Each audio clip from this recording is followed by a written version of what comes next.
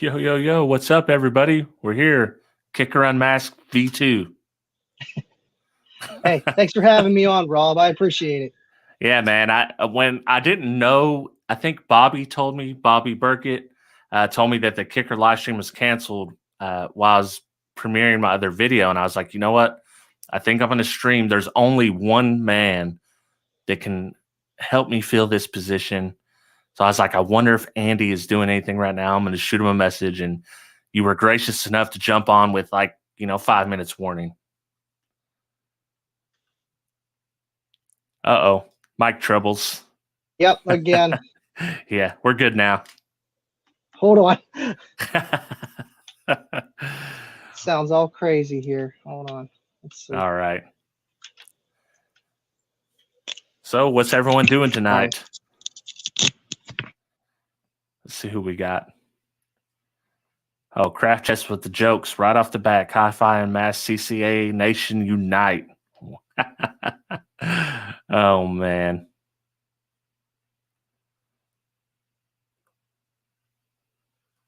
Hardest working man, car audio. I wish, man. I wish.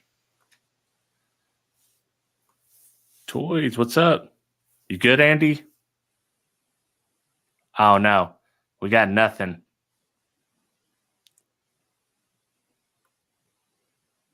I don't know what's... Okay, I hear something. Nope.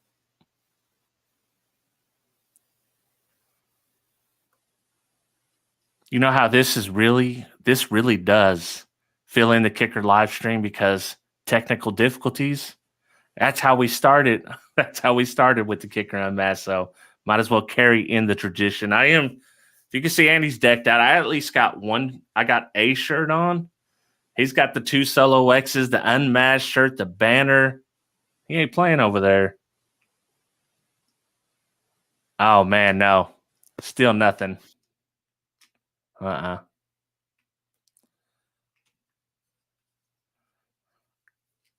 He said, don't worry. We all been there, Andy. That ain't no doubt, man. I had trouble the other day. I had to... Okay, I can hear you. Can you hear me? I can hear you. Not too much reverb. I'm just using the laptop stuff. No, it sounds fine to me. Awesome. Can you hear me okay? Good. Yeah, I can hear you. What's going on, everyone? Yeah. All right. Now we're ready to rock and roll. Let me see what they got for questions in here. If you guys got questions, pop them up because we don't have a plan. We just figured, Kicker's not going to be on. We're going to talk about Kicker tonight. Now, I wanted to ask Andy what his very first Kicker sub was or Kicker piece of gear in general. Okay, well, there's a long list, but now it's actually pretty short, but I've had one for a very long time. But there was actually one before that. I got it off my friend John Ickes back in 2010, I believe. It was just a single L712 dual 4 in a little tiny 1 cubic foot box. And I had that, believe it or not, paired with 2, don't do this at home, 2 10 Alpine Type Rs. And they were in a ported box. So I know everything, of different size subs, different shapes, ported, sealed, put together, 2 different amps tuned, and don't do it. It can work, but just don't do it. So I had that all together, and it was a nice sounding system for what it was. And my friend Nate Brink, he had this Kicker Solo X18. I'm drooling over this thing. I'm like, how did you get that? He's like, oh, believe it or not, I had the Warhorse on this, and And I'm like, oh yeah, well, where's the Warhorse at? You got it on a Sony 600-watt 2-channel, Yeah. Wasn't talking any crap. So that went on, and then he was like, hey, dude, you want to try the Solo X because you got more power? And I was like, yeah, dude, and you can hold on to my stuff. I got an amp you can use for that. And so we pretty much just swapped the systems, the Type Rs, the L7, and I gave him an amp just to hold on to run the Type Rs and my stuff because collateral. So I had the Solo X18 in my car, a little, I guess you could call it a Solo X prefab. 3.5 was way too small. Sounded good for what it was. But about a month goes by, and I'm jamming this thing. I'm like, this is nice, but it definitely needs a new box, but it's louder, And I'm like, it's a Solo X, this thing's awesome. Yeah. I don't want to give it back. Well, about a month goes by. I get a text message from a buddy of mine. He's like, "Hey, dude, did you give your kicker to Nate?" I'm like, "Yeah, we just traded it real quick, but not permanent or nothing." And he's like, "Oh, well, so and so has it in their pickup truck." And I'm like, "What? Oh no. You sold my stuff?" He's like, "Yeah, man, I had to. I couldn't. No one would buy that thing for $600. Your stuff was easier to sell. You could just keep it." So that's how I got it, and I've had that forever since about 2011 now. That's pretty awesome, dude. I never got a Solo X. I never thought I'd get one. They were so Yeah. expensive back in the day. I'd find one for $250 and it was a spare, and I'm like, "Well, Yeah. where's the rest?" Oh, I wonder how many people's done that. I wonder how people's order it and then like, yeah, dude, I got a Solo X for $250, and then they That's get it and they're something like, to ask Kip for sure. Like, how many returns? I guarantee you, dude. I guarantee you. My first kicker sub was a comp, the original kicker comp. Okay. And I didn't get the gold letter then, but they were kind of out. They'd been out a little bit, but I got the kicker comp, and I really liked that. And I actually got the first generation L7 that come out, the 12. And when that came out, I'd done a 150 on the audio control mic now. So yeah, this is like 143 or similar today.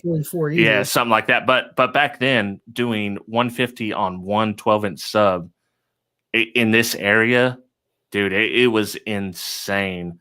I think, I don't know who I talked to at Kicker, but I talked to somebody at Kicker to get the dimensions for the loud box. The big one. So I done that. I done that. I built it, and it was in a extended cab S10 on a Crystal. Do you remember Crystal mobile audio? No, that's before me. Yeah. Yeah, they had like some underhung subwoofers that were pretty popular. They're like the CMPs, they called them. Oh, you mean like the underhang of the gap or whatever? Like an underhung motor.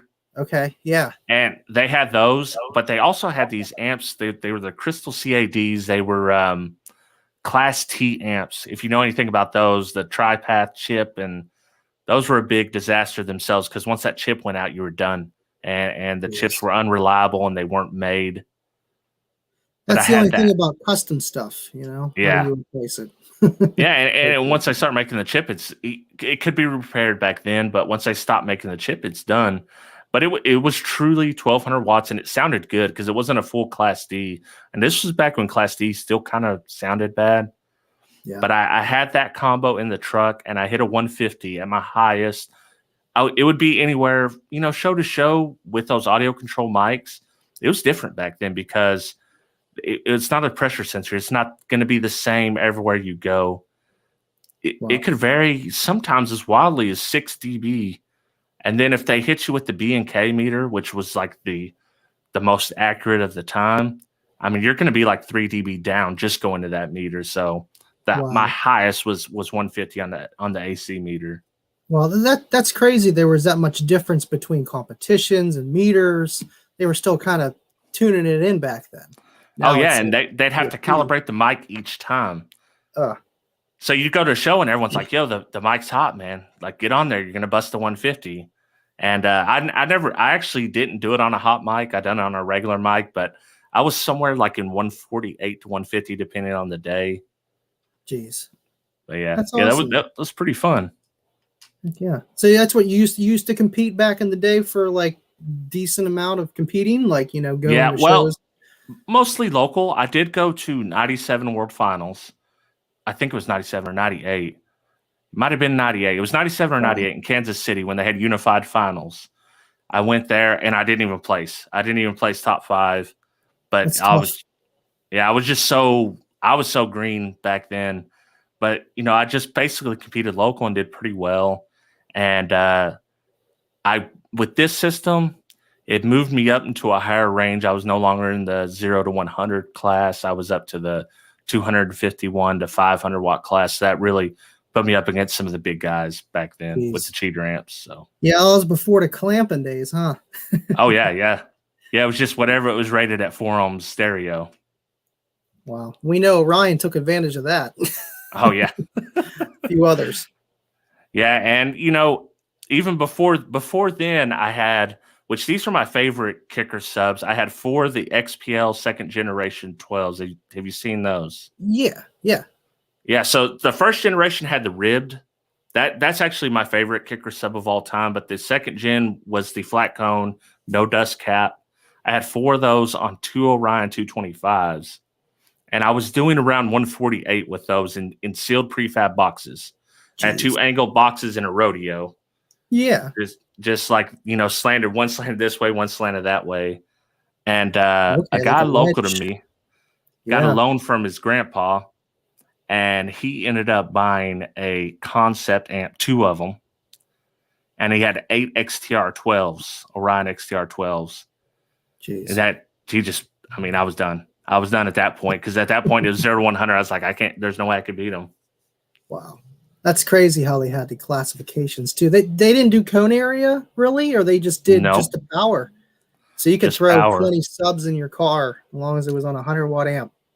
Yeah, it was a totally different world, man. That's like when someone asked me, like, well, yeah, you used to compete back in the day. But like, yeah, man, it's absolutely everything today is completely different as far as rules and stuff than it was back in the day. I know a few tricks about like mic placement and stuff like that, but it's a whole different world now. Or that firewall port, like Ronnie does, huh? Something like. Well, but back in the day, you just shoot off an airbag or two, and good. I can't.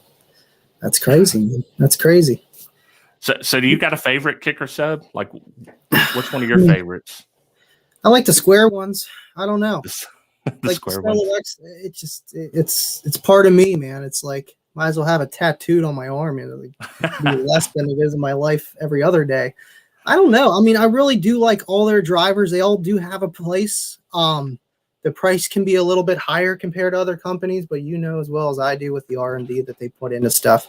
That's why, you're getting someone that actually is building a subwoofer or whatever from the ground up, not just click, click, click, click, click, which is fine. You can click, click, click and pick what you want, but someone is doing the research, to be able to, so you can click, click, click.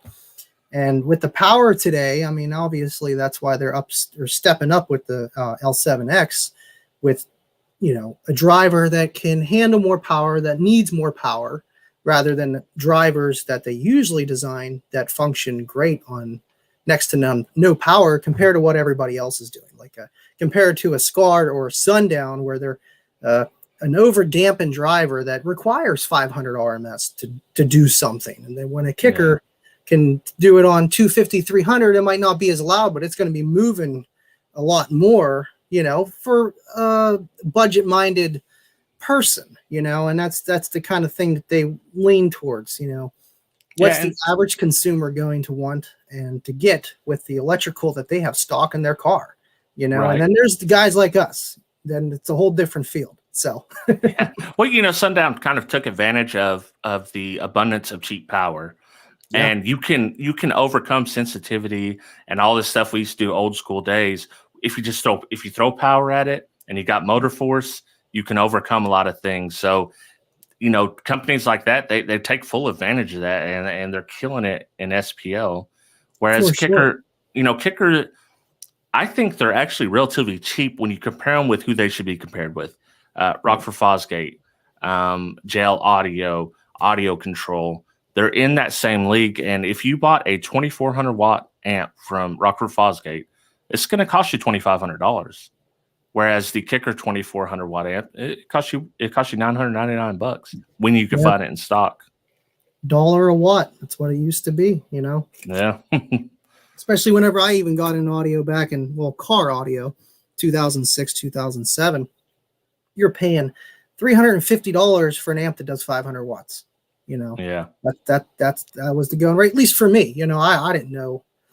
I don't know if Terra amps was a thing, back then, or anything like that kind of brand. You've seen the Kenwood, the Alpine, Kicker, stuff like that.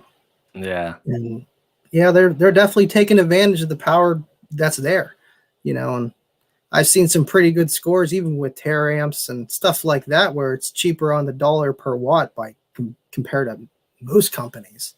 And if that's what you're striving for, man, they're the way to go, and especially with the Smart 3K. I'll be like, yeah, dude, you want some power, cheap? I don't know how long it's going to last, but it's going to last longer than the other Terror amps that I've seen. It's a good amp, you know. And Big D, he did that.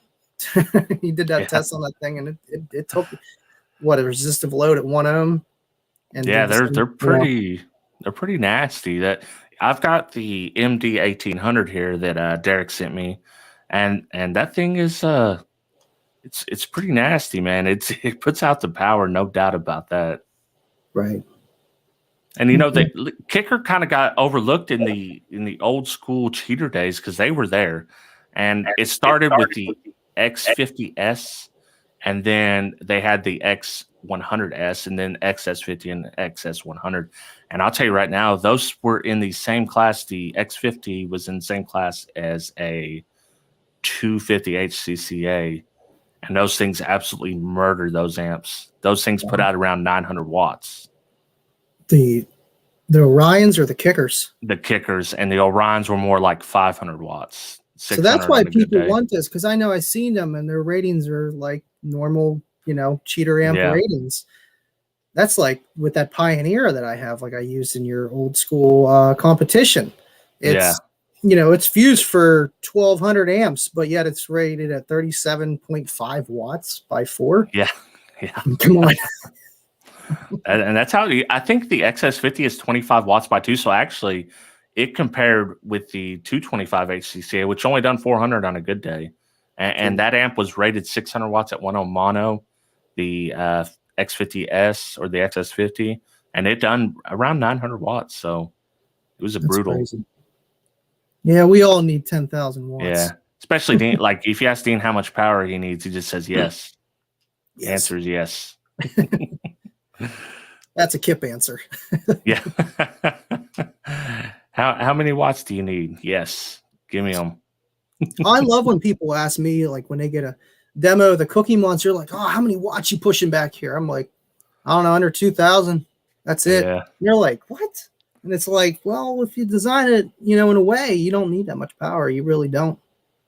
Yeah. Really plus, don't. I like your system is super like YouTubeable because it's so it's so windy. You got that like you see the blue fur, and you know, like instantly you're branded. You know, you're branded. Everyone sees that. They know who it is. They know what's going on. Heck yeah. I mean, I love the fur, but yeah, the windy factor is cool for videos because, you know, half the time you see videos and it's like, oh, this is loud. It could be like a 160 at 47 hertz. And it's like, you don't see it unless you see a window break. Yeah. You know? Oh man. I get so scared. Like when I see the videos of the window coming out this far and people standing right by it. No way. No way I do that. I seen some guy put his head on that window. It's like, what are you doing? Dude? You're trying to get whacked in the head, and then what? Has anyone ever got their hand caught in there, or something caught I'm in sure the they window? Be able to pull right out at the next on the next note, right? Yeah, dude, that's no way.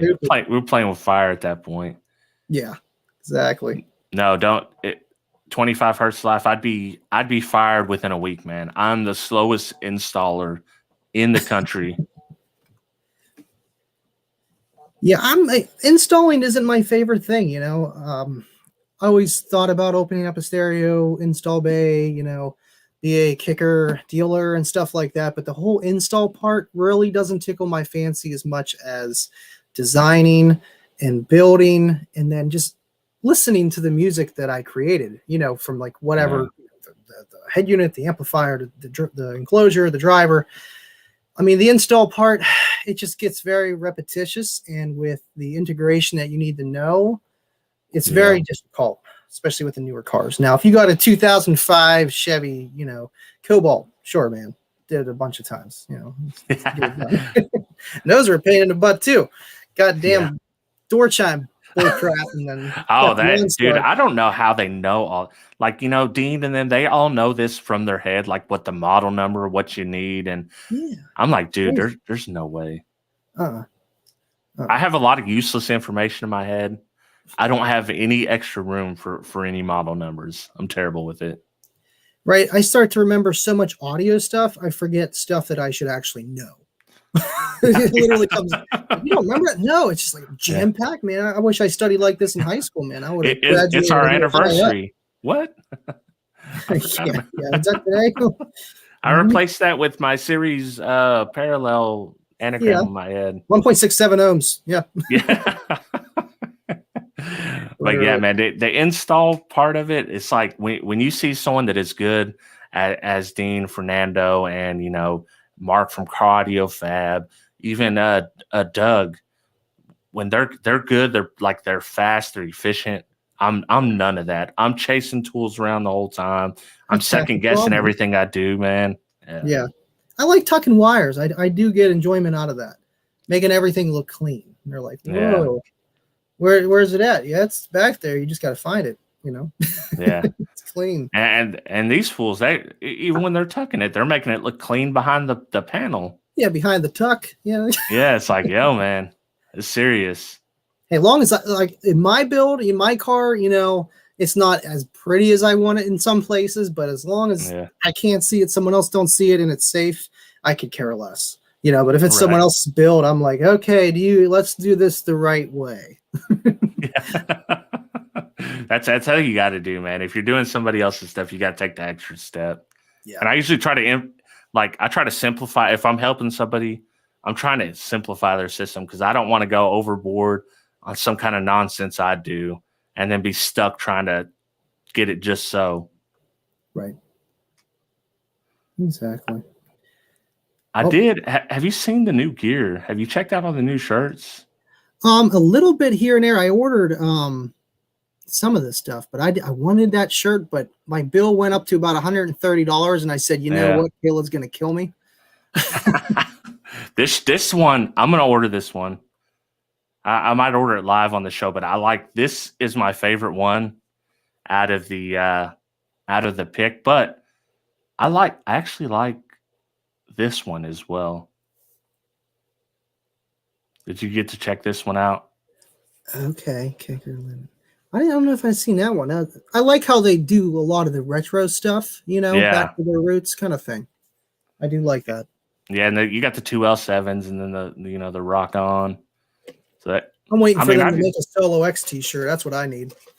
Yeah, they're not going to do that now. It's going to be the L7X shirt. Watch. Yeah. Same thing. Yeah. Thank you. Let's see. Oh, we got Leon Ray on the night. 25 hertz to life. That's definitely wasted information there. Yeah, 40 hertz. All right, you guys put the questions in there. I'll see if we got any good ones to answer. Yeah, if you got any, there we go. Justin Keeley. The clip light was too sensitive. Yeah, I actually asked Kip about that, and he said that it actually clips at 0.05% distortion, not 1%. So that's why it does clip earlier, but it's going to give you the cleanest signal, and that's what you want. If you're clipping, that means two things. Your electrical is not up to par, or you need more power that's clean, or a better enclosure, all of the three. But yeah, I see that too. It's okay if you send it for a couple seconds. It's not going to kill your sub. But if you play it for a couple minutes and you're clipping, depending on your setup, stinky, Puff the Magic Dragon. That's a pro tip. I didn't know that it clipped at basically 0.5%. Yep, they clip early. gives you a nice soft cushion to play with. Because that's what I was like, is my electrical really this bad where like as soon as it starts to get loud, it's clipping?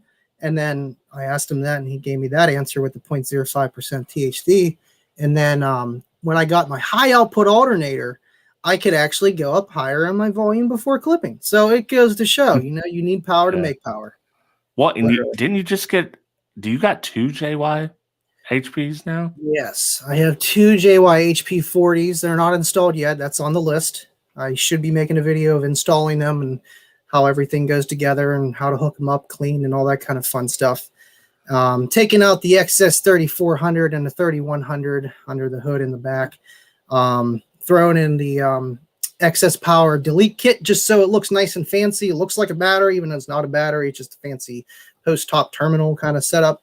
And I'm planning ahead. You can never have too much power. I mean, for Two JYs, each one can, what, I think it's 400 amp max discharge. It's safe without catching on fire. I'm gonna have two of them. So, and that kicker amp pulls like 350, I think, at the very most.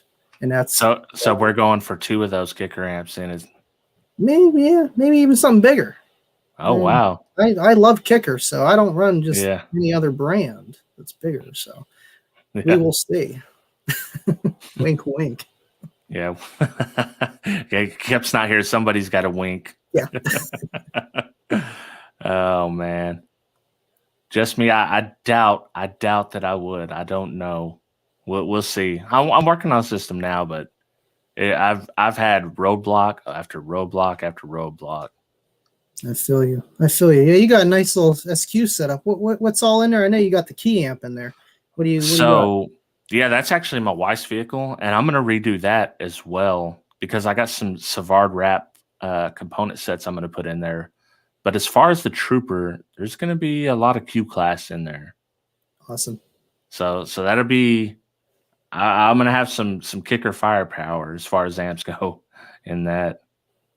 I know how those KS series sound. I could just imagine how the Q sound when you position them in the perfect way in your vehicle. I love how the middle spins right out and you can turn it into a coaxial or vice versa, whichever way it is.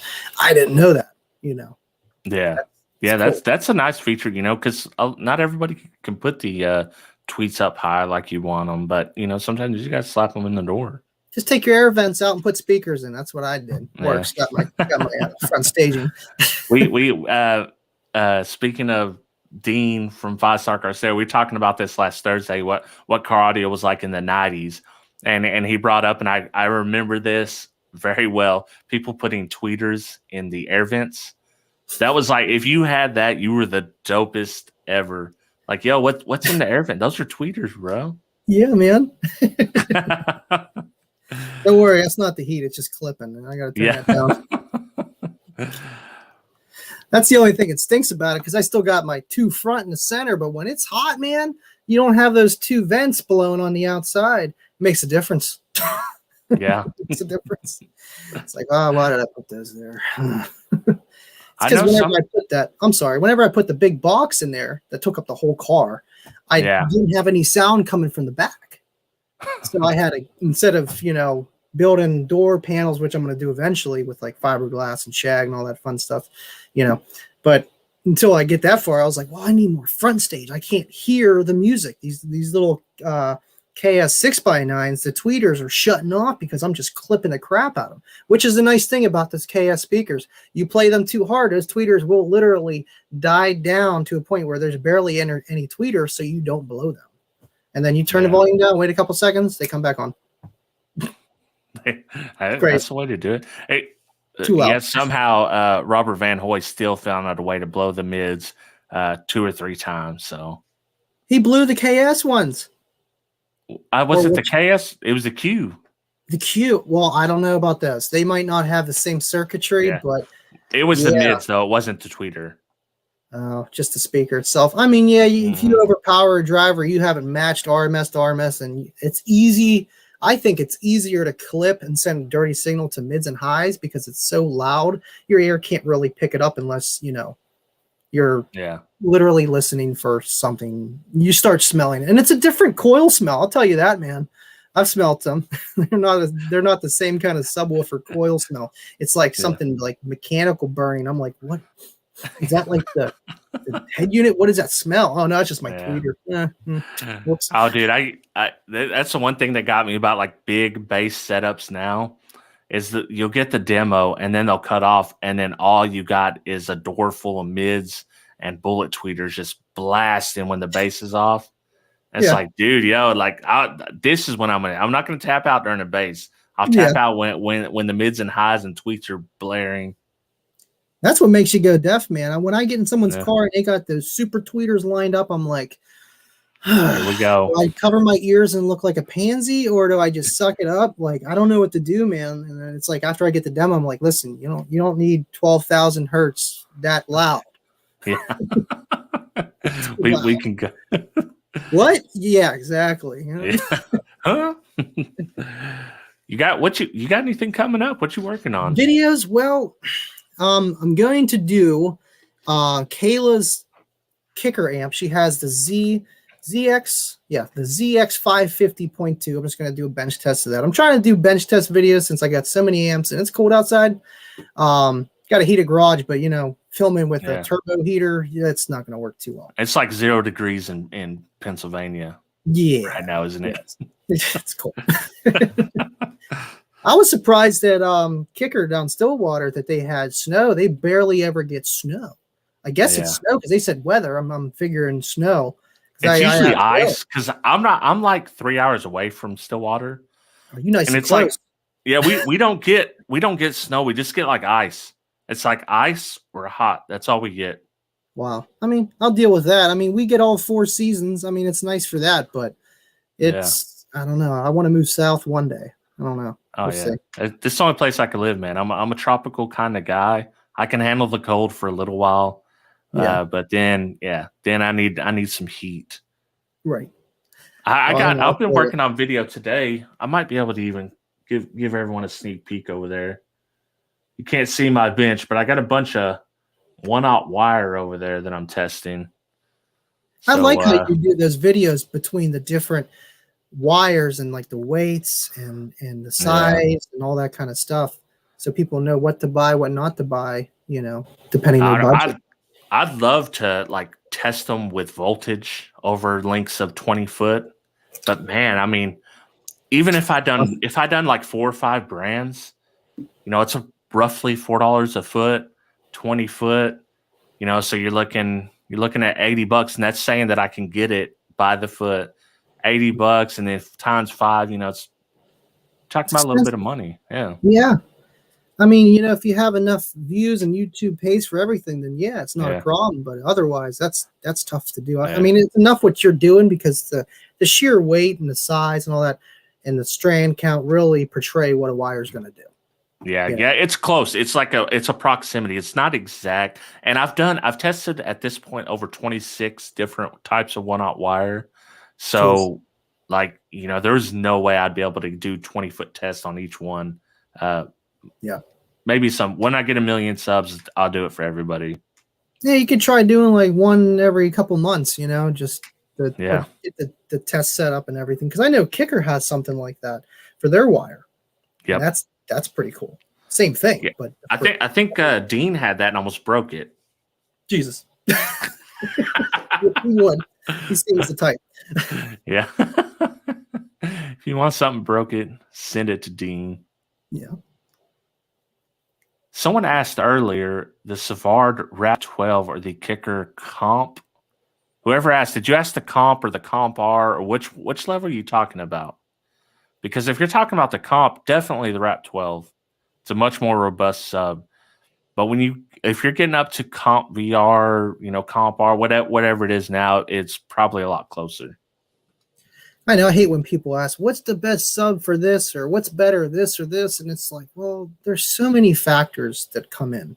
But we'll give you an idea, Like you said, the Savard, I don't really know the brand so much, but I would take a guess that they're probably a little more dampened, more power handling, more excursion type drivers than a Kicker Comp. Yeah. Well, do you know what a Comp R12 costs? Comp R12, $139, I think. All right, so those are comparable price wise. That would be. I've got one here. I need to get Kip to send me one just so I can compare them head to head. I think that would be a good. That'd be a good one. Yeah, good. Heck yeah. Get that guy's answer. Just put them in different boxes that are spec. That's all I ask. Yeah, that's the hard part right there. Come on. That's like when I done my 12-inch shootout, people were complaining about that box, and I was like, listen, I said this in the first video. This box fits in the recommended specs from every single sub I tested. Right. But they didn't see that. They're looking, because every recommended spec, they give you a range. So I just made sure I was within the range. But yeah. Right. That's what, I would love to compare subs and stuff, but it's like, you can give people rough ideas, but there's so many variables that come into it. It's retarded. Yeah. Like Kayla's like, why don't you do that? I'm like, I know how to do it, but then it would take so long and you're still not going to get a for sure answer, because you could throw it in a larger car and it would react this way with this box, or vice versa. And it's just, I wish you could compare them, but maybe we all of us base heads need to come together and get some kind of forum of like a weighted chart of like specs and everything else, and go super deep into it to get a real good idea of how to actually compare subs in the best way, other than just FS, sensitivity, RMS, excursion, SD, all that other kind of fun stuff, QTC, QES, QMS. Yeah. It's so much, dude. It's too much. What? And that's my guy Toyd's DIY. He's a home audio guy, but he's doing a video coming up that's going to be why a sub can measure really nice and not sound good, or a speaker can measure nice and not sound good. And there is something to subwoofers and speakers that you can't measure per se, you know, and it's just, there's some kind of little bit of magic, even though it's not really magic, but there is differences you can't really measure. For sure. Like, I mean, that could even come down to the dampening of the amplifier of how a driver sounds.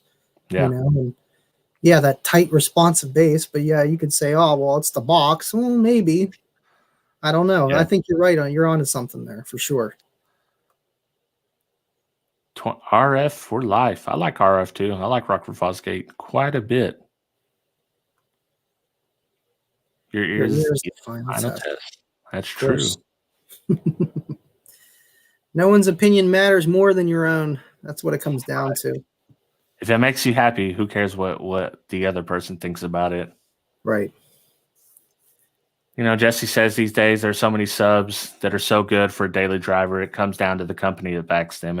And that, if you can stand behind a company and their mantra and the way that they treat their customers, that says a lot. And you could definitely, like Savard, I could stand behind them for that. Kicker, for sure. You know, people that I know, and I know how they operate, and I know what they do. That's why I have no problem recommending them. Now, there's companies that I don't always recommend because I don't know how they're going to treat you.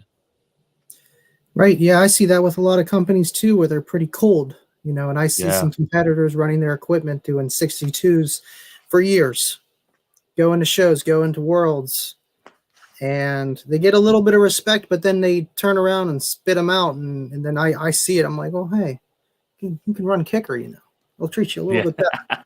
You know, I'm blessed to be where I'm at. I know that. I didn't have any intention of being where I am with the company that I am with.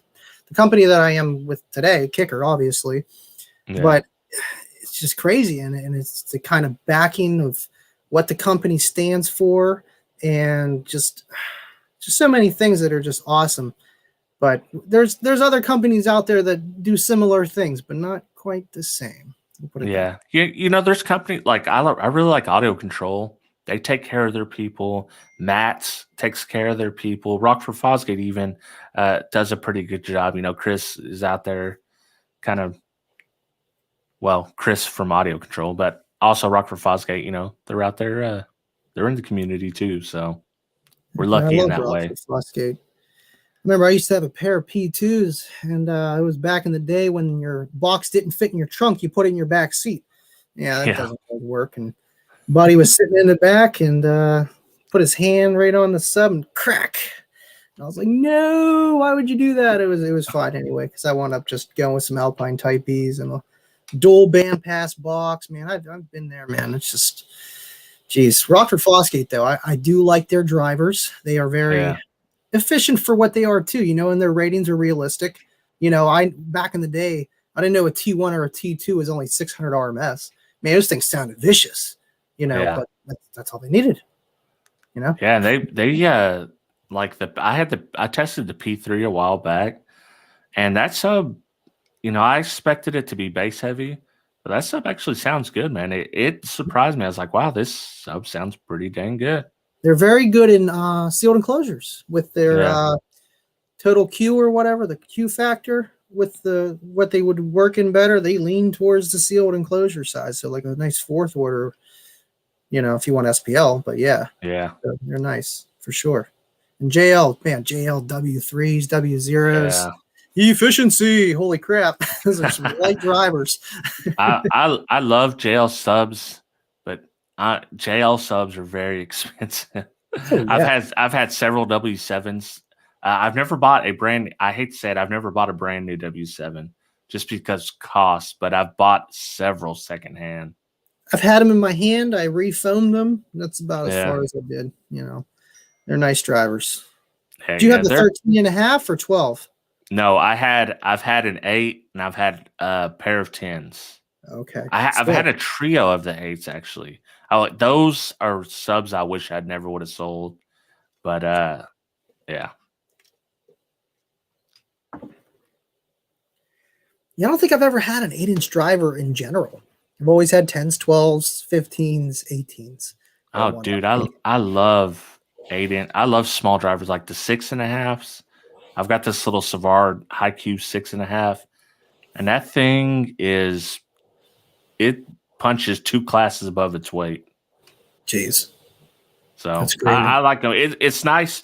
The first company I remember doing that was Elemental Designs. They were like an online company in the early 2000s. They had that 6.5. You have one? I have one that my buddy actually sold to me for a customer install. My 150, I guess you could call special. $150. I'll find you amp, sub, box, and install it. That's what I used to do. And I went and got the sub off the dude for like $30 or something. And he was like, yeah, he's like, oh, here you go. You can just have it for 30 instead of 50. I'm like, oh, okay, cool. I take it back to my house and I'm like testing it because I trusted a guy. You know, he was a good friend of mine. And I tested it and I'm like, why does it sound terrible? And I'm like, Dave, what are you doing here? He's like, oh, well, I didn't know it was blown. It sounded funky last time I used it. So it's got one bad coil with one works. So why it sounds bad is you got sling on one or slinky on one coil and the other one's still intact.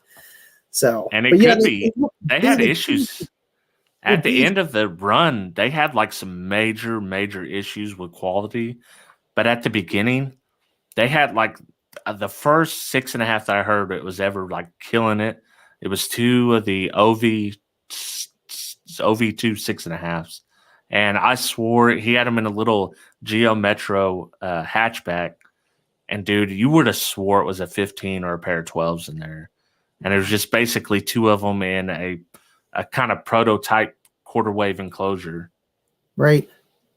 And I tried tickling that quarter wave, half wave theory. I mean, looking at my box now, that's kind of what I did. Like a quarter wave, why I can play 17 hertz stupidly low and with, you know, rear wave cancellation factors that are less. That's why I can play that low. And it's like, okay, well, maybe I'll use that information on the next box. But when you start getting into that stuff, man, you really got to know what you're doing. Yep. And it's never like every quarter wave I've ever done, I always have to do something to it. It's never just I throw the subs in there and it's fine and everything works exactly like I plotted it out. I always have to, add some kind of, not foam, but polyfill in there or something to kind of slow down the sound. Jeez. Yeah, I don't know that much speed and all that kind of. Wavelengths. That's all I know. As soon as you start bringing up the speed of sound, and pretty fun. Heck yeah, dude. Do we got any questions in here? Let's see. Yeah, that's what I'm trying to look.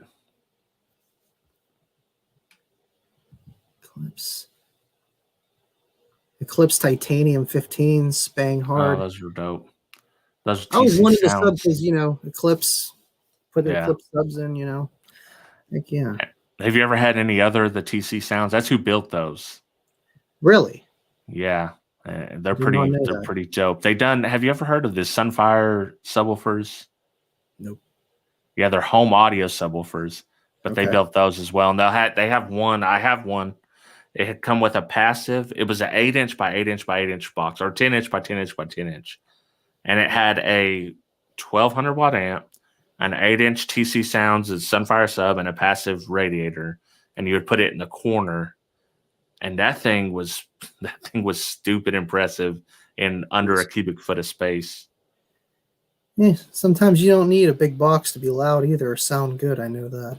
Yeah, it all comes down to everything. It does. Yeah, I didn't know TC made the Eclipse. That's crazy. Yeah, are you playing with any DSP right now? Me?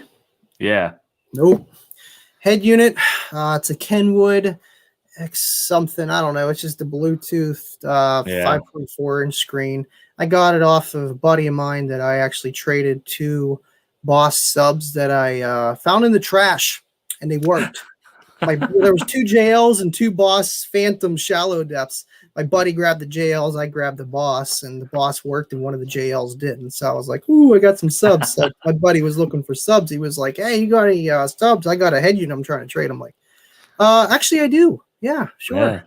And then box sub, boom. It works good. I would like to do a DSP with like the probably like the Kicker 200.4, take it from like the signal to the 200.4 to the probably just to the doors. It probably would be loud enough for like a usual car, but I want to do obviously probably more mid bass into the door speakers. I'm thinking 8-inch L7Ts. Might as well keep it square for like the mid bass, and then add some more KS 6x9s or 6.5 in the door. So I have like 3 amps total into the car, bass, mids, and then highs. But yeah, no DSP. I mean, I set my crossovers like anybody normally should, below 40 hertz. No, I'm just kidding. But yeah, no fancy DSPs. I don't know. I feel like when you get into the equalizers and stuff like that, you're always constantly tweaking with it even more than you should.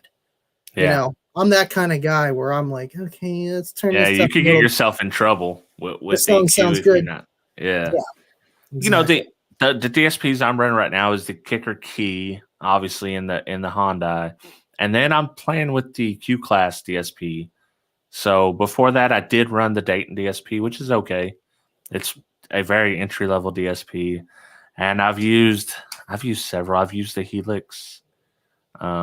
Yeah, I like playing with them. I'm not great at them though. I like how the key does it all for you. You don't have to do nothing, which is cool. That's the way the key is definitely. If you don't know what you're doing, the key has got you covered. Right. I mean, I've always been pretty good at tuning. I've always had friends who are like, hey, can you tune my system? Hey, can you tune my system? And it's between anything from a stock head unit or like a, very simple setup to something that's more extravagant. And they just don't really know how to tune it. They got all these drivers and this and that, and they want somebody to tune it. They're like, wow, you actually made this thing sound better, clearer. I was playing this song and it sounded like trash. And it's like, well, you had your bass a little high here and you don't need it there. Da, da, da, da, da. So I'm like my own DSP, I guess, but I'm not no SQ guy by any means, but I know it sounds good. Well, when you're hitting over 150 decibels, it's kind of hard to doesn't matter. Kind of hard to get the mids just right. Yeah. So what are you doing? Bass Wars, DB Drag, Usaki? What's your favorite? Me, favorite league? Good question, actually. Well, I run my own Team SP Loud organization. I've have since 2016, but as of late, I will be the head mecha judge in Pennsylvania. Team Imperial has their show out in New Kent area. Don Ward and Soda Pop, Donna Wilson. So I'll be doing that as well. I'll be doing more of their shows than my own. Probably 2 big shows for mine and 6 or 7 shows of theirs this year. So we will be quite the busy. But I do like DB Drag. I like their style. But Mecha, I mean, I feel like the Mecha is just, that's what I kind of walked into. That's how I have my Team SP Loud kind of parallel mirroring in a way. Like I do the headrest, the outlaw, not outlaw. Can't say outlaw. That's not Mecha, but door open, stuff like that, park and pound. Yeah. So mine's a little less strict, but yeah. Yeah, that's exciting, man. Mecha shows running for all of Pennsylvania. That's pretty cool. Thank you. Yeah, I got the word about 2 months ago, and I didn't want to say anything until I knew for sure. I talked to Steve Stern today, so we're getting things on the way, getting things on the road. But yeah, I'm excited. But what was I going to say? Yeah, they Don contacted me a couple months back, and he was like, "Well, Sydney doesn't feel like driving and doing this and doing that because he does Indianapolis, Ohio, and Pennsylvania." I couldn't imagine, And with me already doing the Team SP Loud, I use the SPL lab format. So the term lab magnum isn't a huge jump in a different direction. You just have to learn how to work the software. But yeah, it'll be fun for sure. Yeah, I need to. I need to upgrade my SPL game. I'm using the mini SPL meter, and it's fine. Have you used one? Let me think. I've seen my buddies use them in their car while they're giving demos. The ones you plug in the 12-volt source, the little mini, right? Those work. The only thing I don't like about those and the smaller SPL lab, I don't know if they changed it recently, but if you would put them in the sun, you would do like a 154.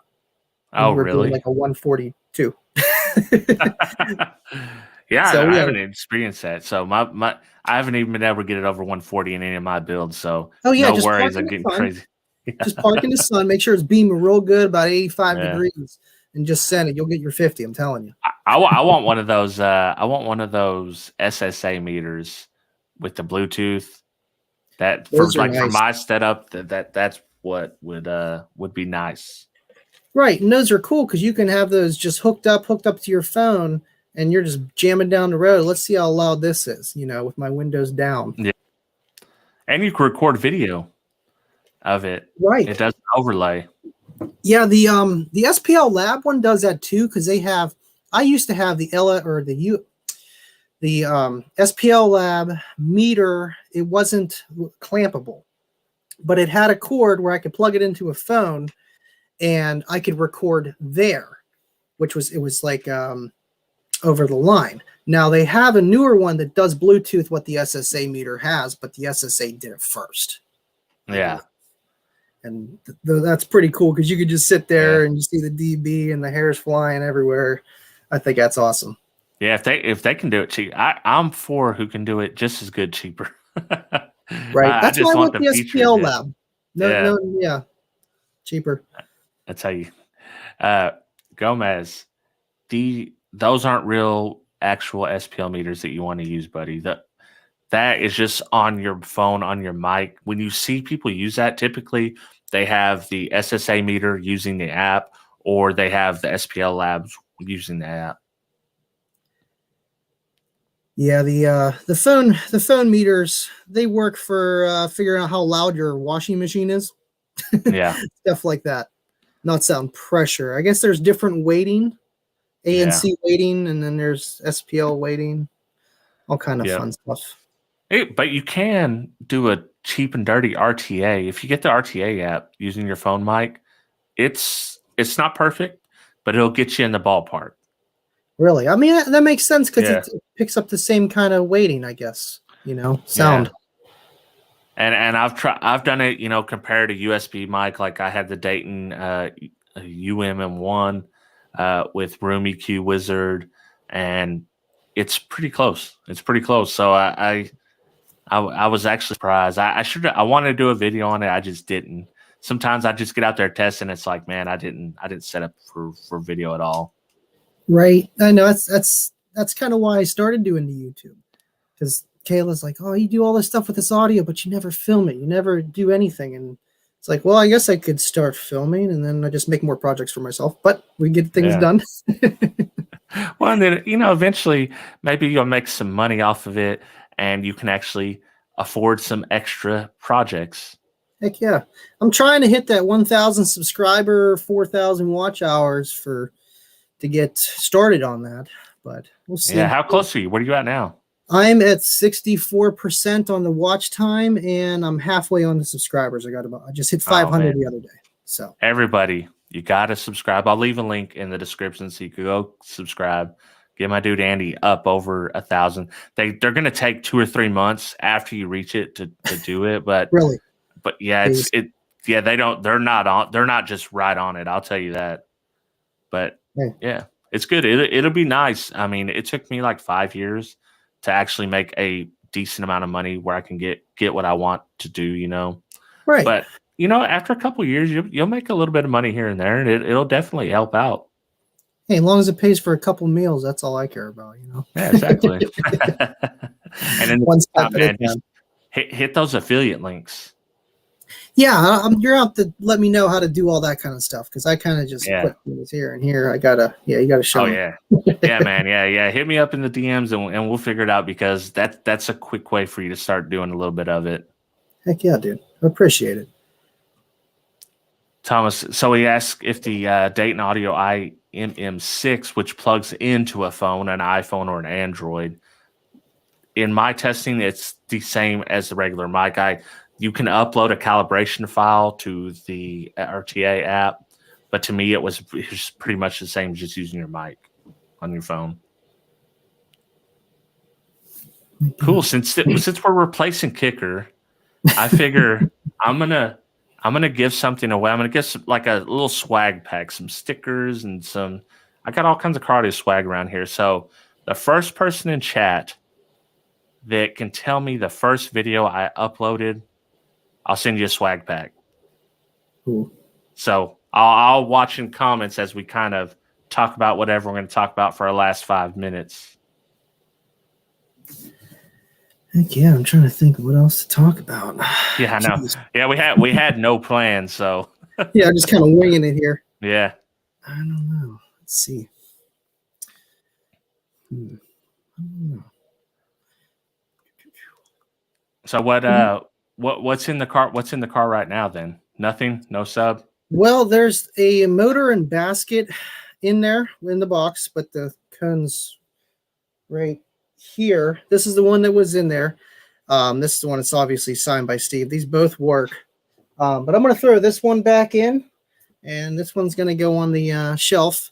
I was running it for a little while because my buddy Seth Duffy, awesome. If you ever need any kickers rebuilt, reconed, fixed, he's your guy. I had him re-tinsel lead both of these. In a normal application, these subs would be fine. But in a box, it's roughly almost 13 cubes after displacement and all, or before displacement and all that stuff. It's really hard on the spiders, or not the spiders, but the leads. Yeah. Where they don't make these kind of leads anymore. They're all sewn in, and if they were sewn in, I wouldn't have an issue. Oh, they start slapping on you and then burning. Not even slapping. It was just they got pulled out so far they just snapped. I actually had one snap at me at Slamology in 19 whenever I was under the kicker tent, giving demos for 4.5 hours straight. And I'm playing it. People were getting in, getting out. And I didn't give the damn thing a break. And next thing you know, I hear is pop, just goes. And I'm like, uh-oh, please tell me it's the amp. Like, I better not be the sub. Like, I had a thermometer on the freaking back end of the motor to make sure my temperature was okay. I was going to be demoing for a while. And I smell the smell, and it was a smelly smell that smelled smelly that wasn't coil. And I'm like, what the heck? And then I look at the bottom of the box where I could see through my plexi window, and it was just a piece of my lead sitting on the ground. I'm like, dude. No. So here, I guess I broke both of them, and I was playing on one for who knows how long. Didn't really make that much of a difference. It's still windy. I almost got have you seen the high-end Morel subwoofers? They're like the Ultimos, or they're like $600 for a 10. Jesus. Anyway, someone had one, they wanted to do a trade. And when I met up, I looked at that sub, and he had got the lead so hot on there that it burned the spider. Those have like 5 or 6 inch coils on them. Those Morels has stupid big coils, so the coil can handle a lot of heat. But the leads got so hot that it burnt part of the spider where you could just see where it was touching and burning them, burn a hole through them. Definitely needed a bigger spider because I know this one has. This one's overkill. It has 10,000 watt handling, supposedly 10,000 watts of lead on it, and then this one has 6,000. So went a little bit smaller because they actually ran out. Of the 10,000. I don't know anything about like supercharged it, huh? Yeah. Oh, I could take the 10,000 watts now. I mean, you throw them in a 10 cubic foot box, tune it to the freaking moon, 56 hertz with 200 square inches of cone area. Try it. Let me know how it goes. Probably get a 54, 55. Yeah, just run it up to 80, man. Who knows? Just send it. All right, so Go Boom was the first one that got it. Hit me up, HifiVega@gmail.com with your shipping address, and I'll send you a swag pack out because I got to ship off this Crunch amp anyway. So, That's awesome. Yeah, I seen your video. Who won that, by the way? It was Randy L. I can't remember his last name. It was Nice. Randy L. So yeah, good times. That's awesome. You do those giveaways, man. It really helps out the Yeah. community and everything. It's awesome. Yeah, I need to do more. It's just I get so behind on shipping that I hate to have people waiting. Yeah, that's the hard part. Yeah. All right, man. Well, we've been on here an hour. I appreciate you joining on super short notice with no plan whatsoever. Just so everyone can have a spot to hang out and talk the nonsense we usually do during the week. Heck yeah, man. I appreciate you having me on tonight. I really do. Maybe we can do this again some other time soon. Oh yeah, that'd be fun. We'll do it on your channel next. We'll get everyone Awesome. over there subscribing. So, is there anything you want to talk about before we get on? Pimp anything out? I think I'm pretty much good. Yeah, I had a good time. We did some kicker stuff. We did some knowledge on the kicker and all the other kind of fun stuff. Sorry, I'm just stuttering. But yeah, guys, I appreciate you watching, and hopefully you do subscribe to my channel. I'm trying. This is all new to me, but thank you guys for watching Rob's show tonight, and yeah, we'll see you guys next time. Thank you. Yeah, for sure. Yeah, Bobby, this is all. Give Bobby all the credit. And I've tried to put my finger on the scale, Bobby. I'm trying to get you to win one of these kicker giveaways. We'll see if it happens. If not, you're still awesome. So you got that at least. I know those kicker giveaways, man. I can't even win. I'm like, twisting ankles, and I still ain't winning. I don't get it. Oh yeah, yeah. Well, Kip already told me and Derek's like, hey, you guys cannot win. I was like, oh, thanks, Kip. Purposely skipping over us. Yeah. Well, I mean, I got a lot of cool kicker stuff here, so don't feel bad for me. Right. All right, guys. Thanks for joining, and I'll see you tomorrow, 12V Talk. Me and Derek are going to talk about amp dynos and misconceptions and all that type of stuff. It should be very fun. 7 p.m. 12vtalk.com or youtube.com/12V Talk. Awesome. I'll be in the comment section. Yeah. All right. Catch y'all later.